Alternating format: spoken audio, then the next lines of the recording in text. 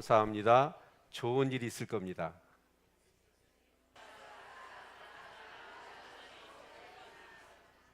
네, 자리에 앉으시고요. 이건 그냥 인사치레가 아니고 제가 설교 준비를 하고 칼럼을 이렇게 준비하면서 우리 성도님들의 얼굴들을 쭉 이렇게 생각해 보면서 좀 거짓말 좀 보태서 다는 아니고 그러나 그 대부분의 하여튼 제가 쭉 성도들의 얼굴들을 쫙 제 머릿속에 이렇게 스쳐가면서 정말 제 마음 가운데 우러나오는 그런 내용이 뭐였냐면 예수셨습니다. 감사합니다. 좋은 일이 있을 것입니다. 내 인생이 한 짐 지기도 어렵잖아요. 근데 그 어깨 위에다가 주님을 섬기라고 짐을 하나 더 얹어 놓으셨어요. 나도 벅찬데 그것을 힘들다고 여기지 않고 오히려 당연하게 여기면서 기쁨으로 정말 하나님을 섬기고 교회를 섬기시는 우리 성도님들을 생각해 보니까 너무 고맙고 감사한 거예요. 정말 여러분 2010년 한 해 애쓰셨습니다. 그리고 너무나 감사합니다. 그러나 하나님은 분명히 여러분에게 좋은 일이 있도록 축복하실 겁니다. 왜냐하면 세상에 공짜는 없으니까요. 하나님은 가장 신실하신 분이고 정확한 분이시거든요. 그렇기 때문에 우리가 정말 주의 나라를 위하고 주님을 위해서 주님의 몸된 교회를 위해서 애쓰고 수고하고 때로는 눈물을 흘리며 정말 내 인생의 짐지기도 힘든데 그 짐까지 정말 곁들여지면서 정말 기뻐하고 감사하고 때로는 힘들어하지만 그 일들을 정말 이루시는 모든 분들을 위해서 하나님이 분명히 좋은 일을 이루실 줄로 믿습니다. 아멘. 예. 오늘 시편 103편의 이 말씀은 다윗의시입니다. 네. 근데 이 다윗이 나이 많이 들어서 쓴 시예요. 인생의 산전수전을 다 겪고 모든 인생의 풍파를 다 경험하고 그 가운데서도 정말 하나님의 어떻게 보면 이슬비 같은 때로는 소낙비 같은 비둘기 같은 정말 불과 같은 하나님의 은혜를 체험하고 나서 정말 고백한 그런 시고 노래입니다. 그러다 보니까 이 시의 아름다움이 묻어나는데 그 아름다움은 뭐냐면 바로 하나님 앞에 요구가 없는 거예요. 뭐가 없다고요? 요구가 없어요. 뭐 좀 해주십시오. 되게 우리는 젊을 때는 그렇습니다.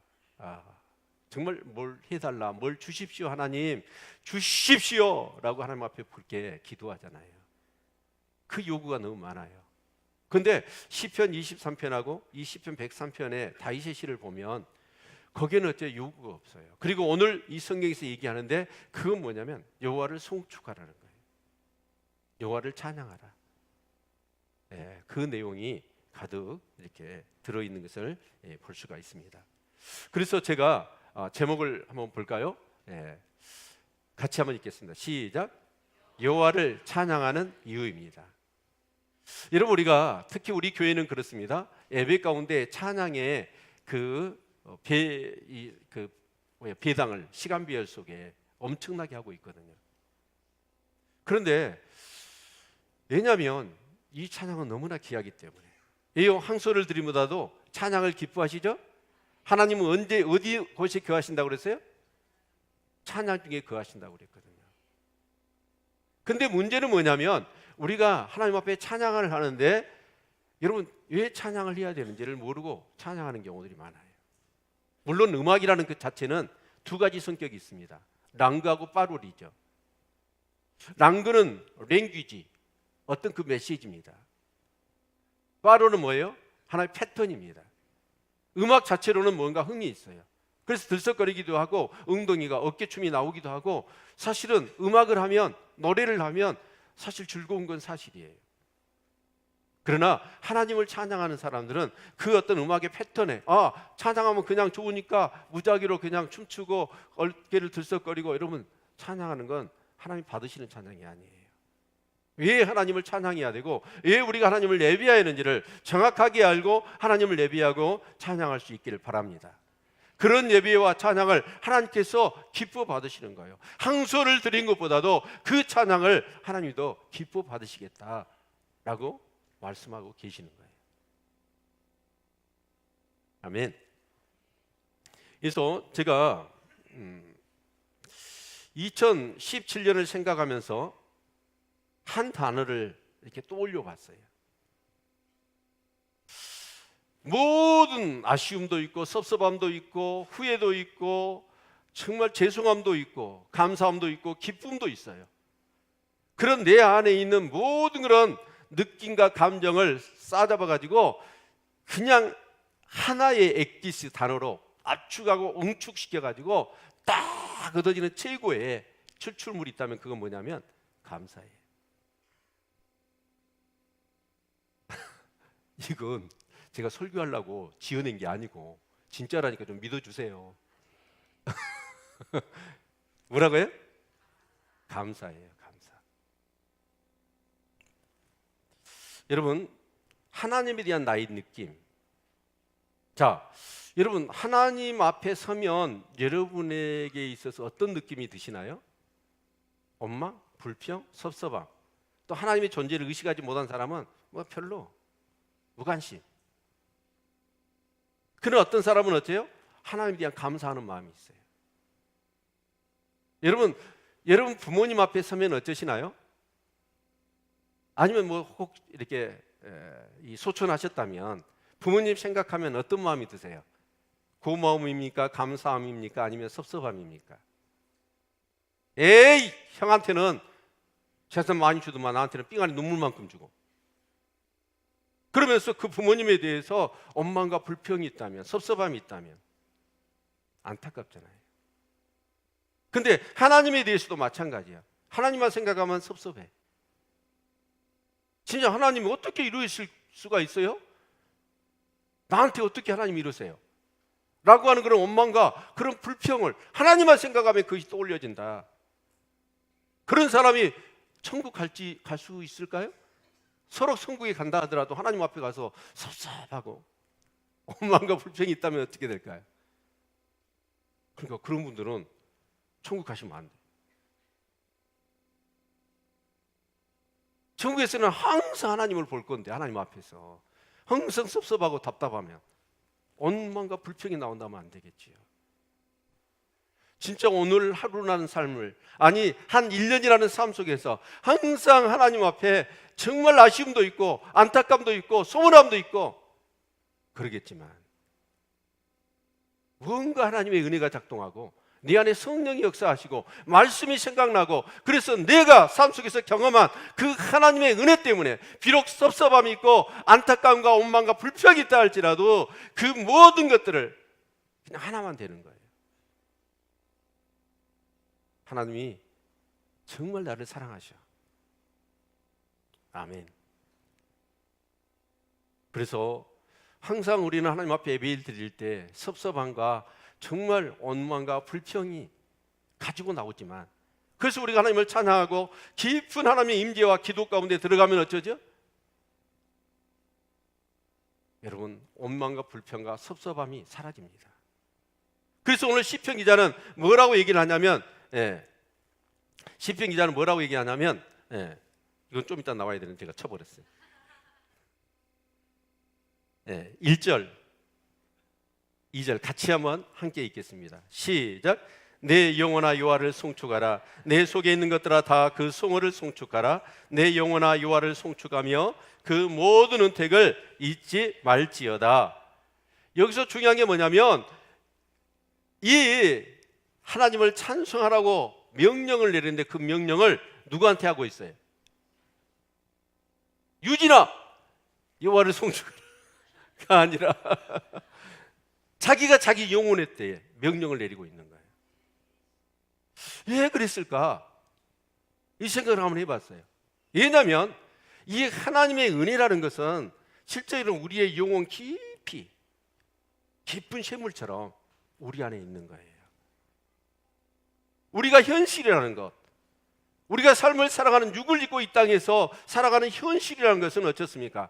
그 놀라운 은혜와 사랑을 받았음에도 불구하고 오늘 당장 어째요? 섭섭한 것들이 있고 안타까운 것들이 있고 아쉬운 것들이 있고 부족한 것이 있고 불평과 원망이 있단 말이에요. 그래서 우리가 삶을 사노라 하면 어때요? 오늘 내 삶 가운데 눈에 보이고 내 피부에 내 어떤 그런 육에 부딪히는 것들이 전부 다 아쉽고 안타깝고 섭섭하고 불평과 원망거리예요. 근데 그 하나님께서 주시는 놀라운 은혜와 사랑이라는 것은 어디에 있냐면 우리 영혼에 깊이 내재되어 있는 거예요. 그래서 이 다윗은 뭐라고 얘기하냐면 진짜 어때요? 하나님을 내 영혼아 송축해라 라고 명령을 내리고 있는 거예요. 그래서 우리가 예배를 드리거나 기도할 때도 여러분 들락날락, 어떤 사람 예배 시간에 들락날락해. 몸만 그런 게 아니야. 생각도 들락날락. 교회에 있다가 집에 있다가 냉장고 속에 들어갔다가 왔다리 갔다리 하면 집중을 못해. 진짜 내 영혼이 하나님, 영이신 하나님을 만나셔야 됩니다. 아멘. 그래서 여러분이 이 예배를 위하여 얼마나 준비해야 되고 기도해야 되는지 몰라요. 그런데 진짜로 현실이라는 삶 속에서는 항상 원망과 불평과 서운한 것들이야. 아쉬운 것들 뿐이에요. 그런데 하나님의 놀라우신 지금까지 내 인생을 살아오면서 정말 놀라운 은혜와 사랑은 어디에 있냐? 내 영혼에 깊이 내재되어 있는 거예요. 근데 찬양은 언제 나와요? 내 안에 정말 내재되어 있는 그 놀라운 은혜와 사랑, 그것을 끄집어내야 돼요. 그래서 끊임없이 우리는 내 자신에게 명령을 내려야 돼요. 내 영혼아 여호와를 송축하라. 그 은택을 잊지 말지어다 라고 여러분 우리는 내 자신에게 내 자신이 명령을 내려야 되는 거예요. 그렇지 않으면 우리는 육이라는 것은 현실의 얽매일 수밖에 없고 어떤 그런 여러 가지 육체적인 것에 제약을 받을 수밖에 없기 때문에 그런 것입니다. 아멘. 네. 그래서 감사합니다. 여러분 이 시라는 건 그렇잖아요. 시라는 게 노래인데 정말 이 시의 아름다움이 아까도 말씀드렸지만 다윗이 노년에 그래서 어떤 정말 성숙한 그런 믿음 가운데 결론적으로 나오는 모든 다윗의 삶을 놓고 보면 감사할 것도 아쉬운 것도 너무 많을 거예요. 기름 부어서 이제 왕을 하나님이 세우신다고 그러는데 그것을 사울이 듣고는 16년 동안을 다윗을 죽이려고, 그래서 도망자의 16년의 세월을 보내잖아요. 가까스로 왕이 됐습니다. 어느 정도의 영광을 그리고 은혜를 그리고 복을 누리는 것 같았는데 압살롬 아들이, 물론 자기 죄 때문에 압살롬이 반론을 일으켜서 자기 집안에 피바람이 그치질 않아요. 그런 여러 가지 것들을 떠올리면서 이 다윗이 고백하는 게 뭐냐면 바로 하나님을 찬양해야겠다는 거예요. 아멘. 그래서 제가 그 찬양의 궁극적인 가장 찬양의 핵심이 뭘까 보니까 감사예요. 제가 이렇게 개그 콘서트를 한때 이렇게 자주 봤던 게 딱 그 한 프로 때문이에요. 근데 그걸 누가 없이 부르는가 모르겠어.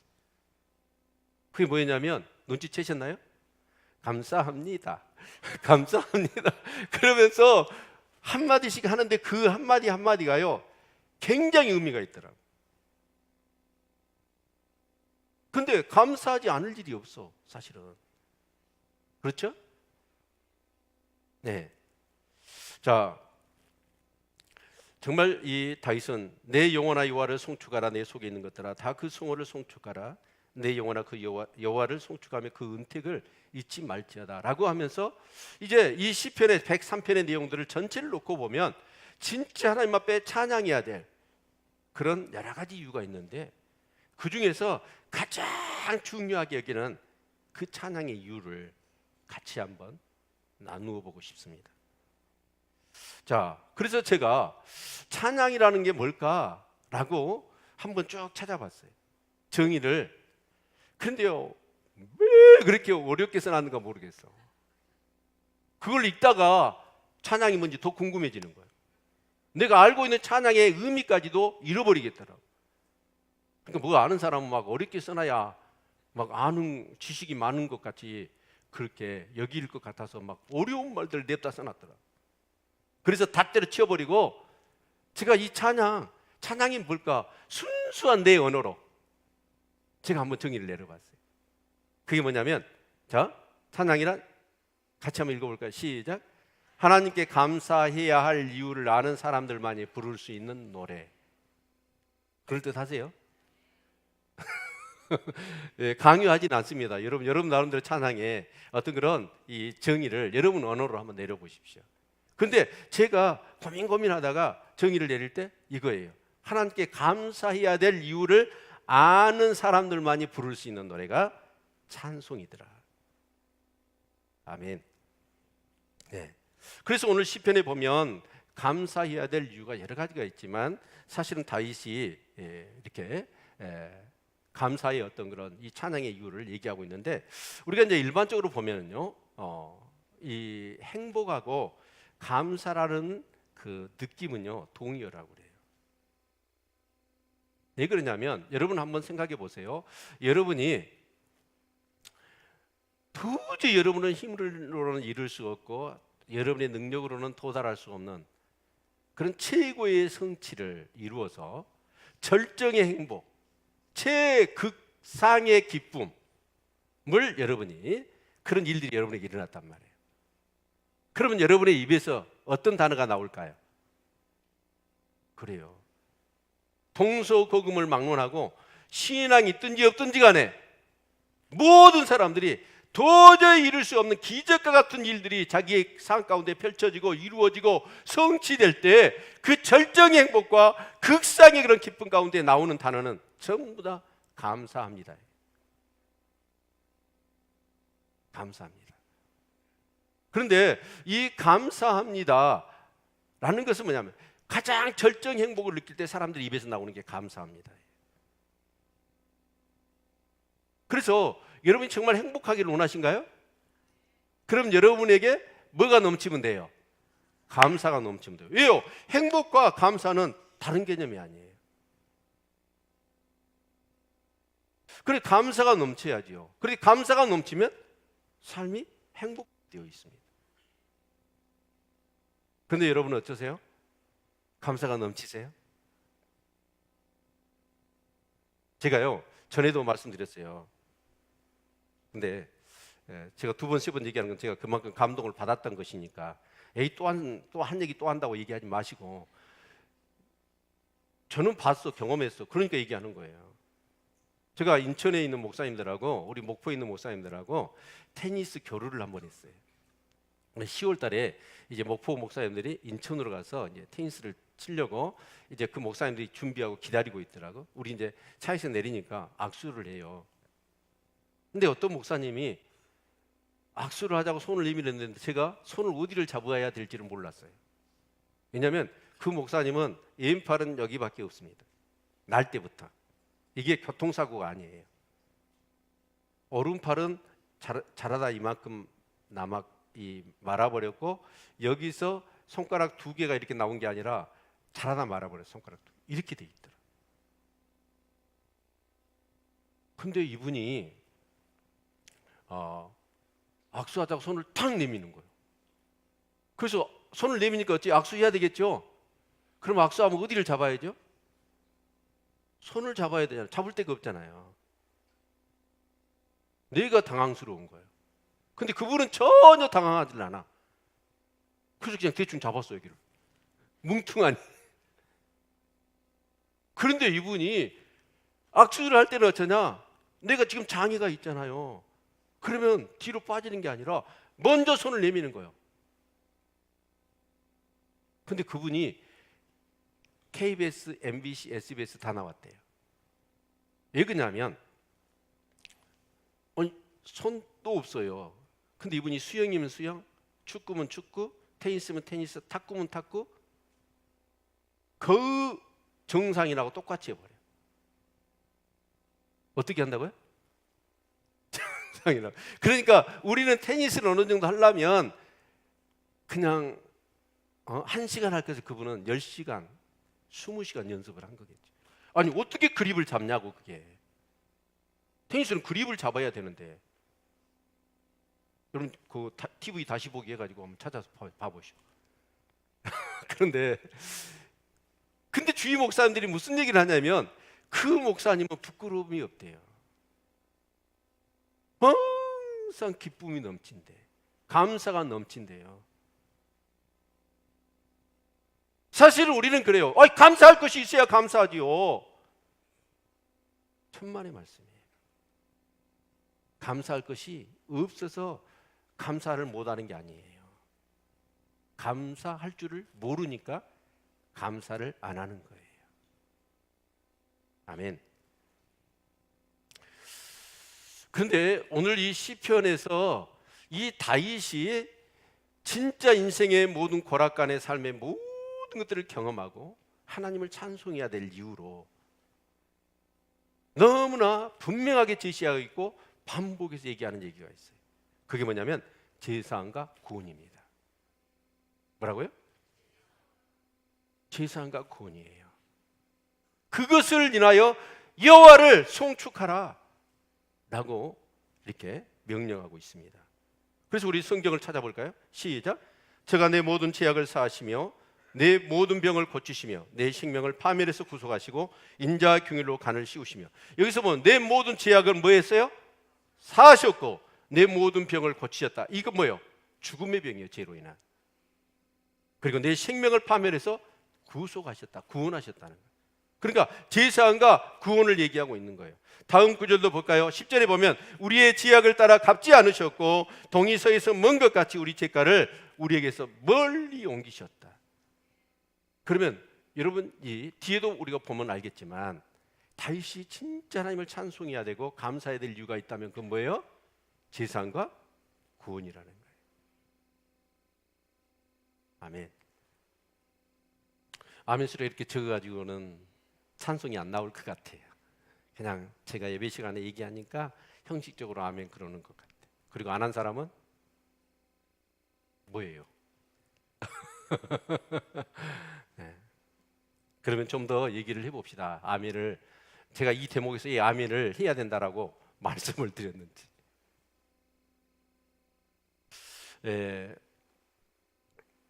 제가 어렸을 때 그렇게 넉넉하지는 않았습니다. 사람들도 그랬죠. 근데 우리 때에 가장 이제 이렇게 친척이 오거나 어떤 소풍 갈 때나 주는 돈이 뭐였냐면 10원짜리였습니다. 시대 차이가 날지 느낄지 어쩔지는 모르겠지만 저는 소풍 가면 10원짜리 동전 한 두세 개 딱 들고 가면 오졌습니다. 왜냐하면 소풍 가서 그 산에 올라가 가지고 10원짜리를 주면 사이다도 주고 찐계란도 줬으니까. 아니 그럴 때가 있었다고요. 예? 근데 이제 내 막내 동생이 이제 간혹 이제 이렇게 우리 부모님은 돈은 준 적이 없고 어쩌다가 친척이 이모나 이숙이나 뭐 그런 분들이 오면 10원짜리를 줘요. 근데 아주 이렇게 어렸었지요. 근데 이제 형들하고 같이 가서 이렇게 구멍가게에서 10원짜리를 주면 과자를 주는 거예요. 근데 걔는 뭔만 봤냐면 10원짜리밖에 안 봤어. 근데 어느 날 저희 집에 큰 손님이 오셨어. 저희 어머님의 애가니까 저희 아는 진애가지요. 거기에 삼촌이 한 분이 계셨는데 경찰에 상당한 고위직에 계셨습니다. 그래서 그분이 이렇게 저희 어머니를 굉장히 따르고 좋아했어요. 누님으로. 자, 그런데 그분이 오셔서 뭘 주셨냐면 100원짜리를 준 거예요. 아니, 100원짜리. 그때 100원짜리 지폐 있는 거 아시죠? 네. 100원짜리를 주니까 저는 얼른 받았죠. 감사해서 땡큐 했지요. 근데 막내는 어때요? 그거 던져버리는 거예요. 왜요? 100원짜리를 본 적이 없어. 10원짜리 주라고. 그걸 그 10원짜리가 없으셨는가 봐. 그분은. 아니 그런 분이 동전 놓고 다니시겠어? 그래가지고 아니 100원짜리밖에 없으니까 100원짜리를 준 거예요. 그러니까 그걸 던져버리면서 10원짜리를 내놔라는 거예요. 없는데 어쩔 거예요. 그러니까 동생이 어쩌냐, 땅바닥에 앉아가지고 발을 하면서 10원짜리를 주라고 난리를 치는 거예요. 지네 바로 위계 형이 그러다, 야 10원짜리보다 100원짜리가 10배나 커야. 근데 걔는 그때 그 개념이 없어. 무조건 10원짜리를 달라는 거야. 자, 우리 한번 생각해 봅시다. 하나님께서 우리에게 주신 것 중에 최고가 뭐죠? 뭐예요? 10원짜리예요? 하나님은 우리에게 진짜 귀한 것을 주시기를 원하십니다. 그게 뭐예요? 자신이었고, 그 자신을 통해서 뭐예요? 제사함과 구원이에요. 제사함과 구원이에요. 근데 많은 사람들은 어쩌냐? 교회를 다니면서 10원짜리를 원하는 거예요. 왜요? 그래서 누구든지 성령으로 거듭나지 않냐면 하나님 나라를 볼 수가 없다고 그랬거든요. 그러니까 그래서 산상수훈에서 주님이 뭐라고 말씀하시냐면, 의에 줄이고 목마른 자는 복이 있나니 천국이 저희 것임이라고 그랬어. 의에 줄이고 목마른 자. 그러니까 성령으로 거듭난 사람은 이제 뭐가 줄이고 목말라요? 의가. 근데 거듭나지 못한 사람은 뭐가 줄이고 목말라요? 이익. 이익에 줄이고 목마른 거예요. 이익. 물질. 그런 것에 목말라 있는 거예요. 근데 진짜로 성령으로 거듭난 사람은 이제는 물론 그 물질이라는 것이 있어야 되지만, 거듭난 사람은 뭐가 없으면 못 사냐면 의가 없으면 못 살아요. 이 예수 그리스도를 통해서 제사함과 구원을 경험하고 하나님 나라를 경험한 사람들은 어떻게 고백을 하냐면, 누구죠? 바울이 그 얘기합니다. 예수 그리스도를 아는 지식, 그것 때문에 지금까지 자기가 자랑했고 가장 귀하게 여겼던 것은 다 뭘로? 배설물로 여겨버립니다. 아멘. 그런데 안타깝게도 우리는 어쩌냐? 10원짜리. 아프리카에서 그랬다잖아요. 갔더니 애들이 막 돌 갖고 공기놀이를 하고 있더래. 봤더니 그게 뭐예요? 다이아몬드야. 다이아몬드라는 가치를 모르니까 그 사람들이 야 일로 와. 야 사탕 주고 바꿔먹은 거야. 그런 사람을 뭐라고 그래요? 여러분 다이아몬드 이만한 거하고 사탕 이만한 거 바꿔먹을래요? 바보 멍충이들이지.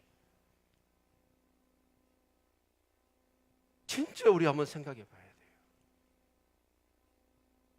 그래서 제가 진짜 이 구속사 성경을 보면서요, 저는 이 구속사를 정말 제가 이렇게 뭔가 성경을 보면서 그 성경의 구속사적인 프레임이 딱 내 안에 갇혀져 있다는 거, 제가 이 구속사에 진짜 필이 꽂혀가지고 일주일 동안을 교회 밖으로 안 나갔습니다. 그냥 완전히 거기다가 몰입해가지고 구속사를 들들들 팠어요. 그런데 여러분 성경을 놓고 봤더니 하나님은 이 수천 년의 역사 가운데서 3만 명의 등장인물을 등장시킵니다. 그리고 그 역사를 진행해 가시면서 그들의 삶의 행위나 흔적들을 통해서, 역사를 통해서 무슨 말씀을 하고 계시냐면 바로 제사함과 구원 얘기를 하고 계시더라는 거예요.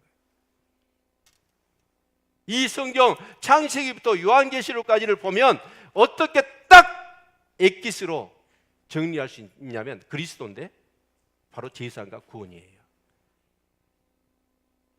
그러면 하나님이 할 일이 없으셔서 이 역사 가운데 이 말씀을 하셨겠어요? 성경을 통해서 그것을 모든 장절마다 그것을 못 보면 성경을 못 보는 거예요. 얼마나 그 얘기가, 그 사실이 귀하고 귀했으면 수천 년의 역사 가운데 이 성경 전체 모든 역사 가운데 등장인물 속에 무슨 얘기를 하냐면 제사함과 구원 얘기를 하시는 거예요. 그것을 예언하셨고 그 예언들이 희미하나마 어떻게 성취되고 정말 그들의 삶을 통해서 예수 그리스도의 제사과 구원의 의미를 느끼도록 그걸 예표라 그래요. 그걸 다 보여주셨더라고요. 그러니까 하나님은 우리에게 뭘 주시기를 원하시? 가장 귀한 것, 자기를. 그래서 하나님은 예수님은 자기를 신이라고 여기지 않습니다. 신인 것을 포기하고 인간의 몸을 입고 이 땅에 오시잖아요. 그리고 우리의 죄와 구원을 위하여 그 하나님이 수천 년의 역사 가운데서 약속하신 언약대로 예수님이 순종하심으로 제사과 구원을 이루어 주신 거죠. 아멘. 그래서 여러분, 이 시편 기자는 다른 내용이 아니에요. 하나님을 찬송할 이유 첫 번째고 마지막이고 가장 중요한 건 뭐냐? 하나님을 찬송해야 될 이유가 제사과 구원이에요. 이것을 경험한 사람들, 그 귀한 것을 경험한 사람들은 하나님을 찬송할 수 있어요. 아멘. 찬양하지 못하는 이유는 뭐냐면 미성숙하기 때문에 그래요. 우리 어린아이들 보십시오. 엄마 아빠가 어때요? 다 해주잖아요. 그럼에도 불구하고 아이들은 감사해요? 감사 안 해요. 맨날 안 해준다고 땡깡만 나요. 불평과 원망만 늘어나요. 지네들이 한 것이 뭐 있는데? 아무것도 없는데 부모가 다 해준데도 불구하고 감사하지를 못하고 오히려 원망과 불평만을 늘어나요. 왜 그럴까요? 철이 없어서 그래요. 철이. 그런데 철이 언제 들든가요, 여러분? 좀 들었다가 가셔불고, 철이. 들었다가 가셔불고. 그런데 들어온 철이 안 나갈 때가 언제예요? 결혼해서 내가 아기 낳고 키워보니까 부모님의 마음 알잖아요. 그러면서 내 마음 가운데서 우러나와서 정말 감사가 되는 거죠. 그걸 뭐라고 그러냐면 철 들었다고 그러는 거예요. 그렇죠? 근데 아직도 철 못 들면 안 되고 근데 신앙도 마찬가지예요. 신앙생활도 언제 철이 들어 성숙해서 진짜 감사가 나오고 그것이 말로 표현하기가 너무나 크니까 말로 표현을 못해. 그래서 거기다가 리듬을 놓고 곡을 지어서 하나님을 찬송했던 거예요. 그러니까 우리가 말로 이렇게 하는 것보다도 그 불의의 명곡 나와서 이 노래 부르는 사람들이 있죠. 그런 노래 들으면 어쨌든가요? 나도 모르게 눈물이 주르르 나지요. 진짜요. 우리가 두 번째 뭐냐면 우리가 왜 감사를 못하냐면 헛된 욕심 때문이에요. 근데 욕심이라는 건 굉장히 중요한 거예요. 그걸 욕구라고 그러잖아요. 여러분 식욕이 있지요. 저는 감사해요. 밥 먹을 때마다 고민을 해야 돼. 하나님, 밥맛이 너무 좋아가지고 오늘 또 한 그릇만 먹게 해주세요. 그렇게 하는데 또 먹고 싶은 거예요. 그리고 어쩔 때는 막 2그릇을 먹어볼 때도 있고. 근데 식욕이 없으면 어쩌시죠? 그분 얼른 가셔야 돼. 식욕이 없어. 그러니까 우리에게는 뭐가 있냐면 의에 줄이고 목마르다는 것은 욕구잖아요. 그렇죠? 그러니까 우리에게는 뭐예요? 이익에 대한 욕구보다도 뭐가 더 있어요? 성령으로 거듭난 하나님의 사람들은, 제사함과 구원을 경험한 사람들은 욕구가 뭐냐면 어떤 그런 물질이나 돈이나 어떤 그런 것보다도 더 우리는 의에 대한 욕구가 있어야 돼. 근데 문제는 뭐냐면 이 정말 올바른 것에 대한 욕구를 가져야 되는데 그렇지는 못하는 거예요. 헛된 욕심.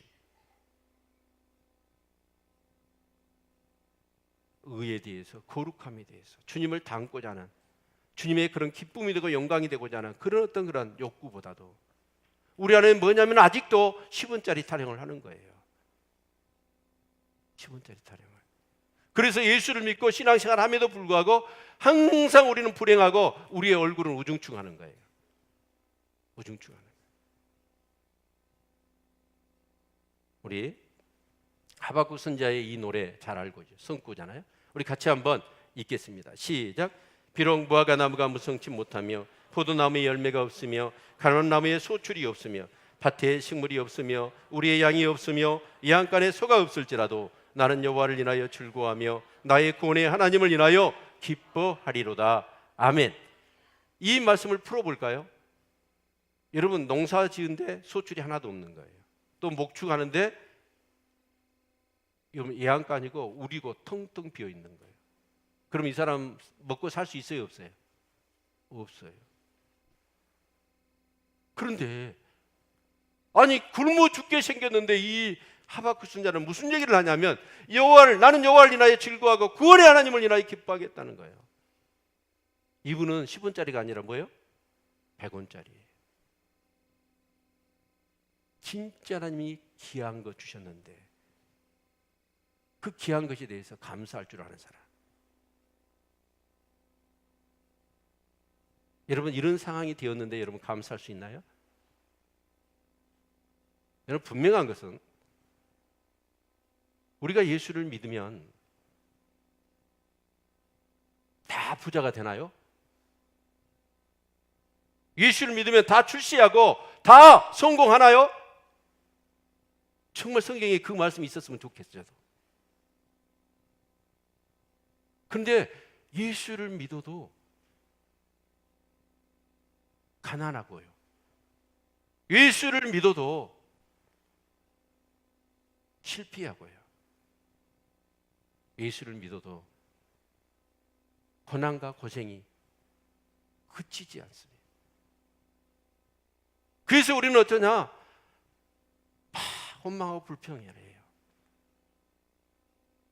여러분, 그러나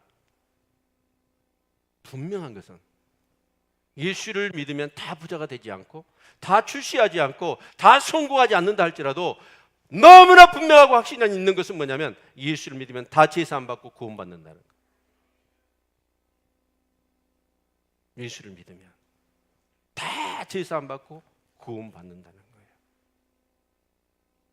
제가 볼 때는 다윗이 이 시편 고백을 하면서 분명히 이 하박국 선지자와 똑같이 모든 것이 깡그린데 안에 텅텅 비어있고 아무것도 없다 할지라도 이 다윗은 하박국과 똑같이 여호와를 인하여 즐거워하고 구원의 하나님을 인하여 기뻐할 사람이에요.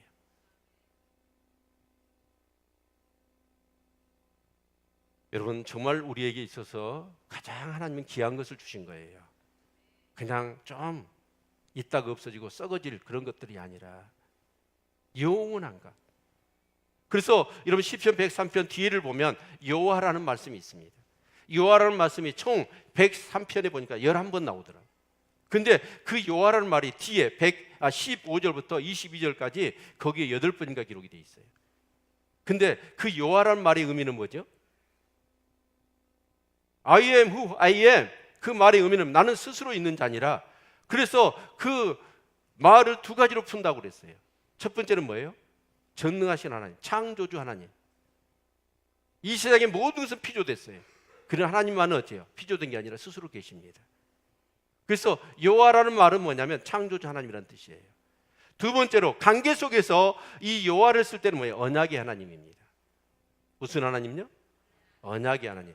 그래서 뒤에 다윗이 집중적으로 여호와라는 단어를 반복하면서 18절 보면 곧 그 언약을 지키고 그 법도를 기억하여 행하는 자에게로다. 또 20절 능력이 있어 여호와의 말씀을 이루며 그 말씀의 소리를 듣는 너희 천사여 여호와를 송축하라. 하나님은 언약의 신실하신 하나님이신 줄을 믿습니다. 그래서 다윗은 어쩌냐? 다윗 시대의 구원의 역사가 제사함과 구원의 역사가 힘이에요. 예요. 그건 장차 오실 실체에 대한 그림자예요. 그게 뭐예요? 제사였잖아요. 안식일이었잖아요. 절기였잖아요.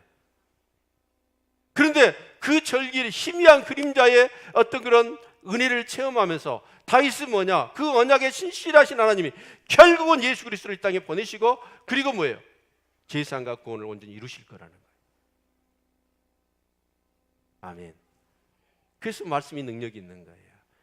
하나님은 그래서 제가요 정말 이 성경 묵상을 깊이 하면서 제 마음 가운데 딱 드는 게 뭐냐면 하나님 말씀이 진짜로 믿어지는 거예요. 이 감각적으로 저는 기대하는 게 있어요. 하나님 말씀을 믿는 만큼 믿음으로 역사가 일어날 겁니다. 이 다윗은 그 아직 온전히 성취가 안 됐음에도 불구하고 그림자를 보면서 그 실체를 확신하면서 찬송하는 거예요. 그런데 우리는 어쩌죠? 예수님 이 땅에 오셨잖아요. 우리 죄를 위하여 십자가에 죽으셨고 우리의 구원을 성취시켜 주셨지요. 그것을 오늘 또 성령은 계속해서 우리에게 확인시켜 주시고 증거를 들이대시잖아요. 그렇다면 저와 여러분 다윗보다도 훨씬 더 뜨겁게 주님을 찬양해야 되지 않겠습니까?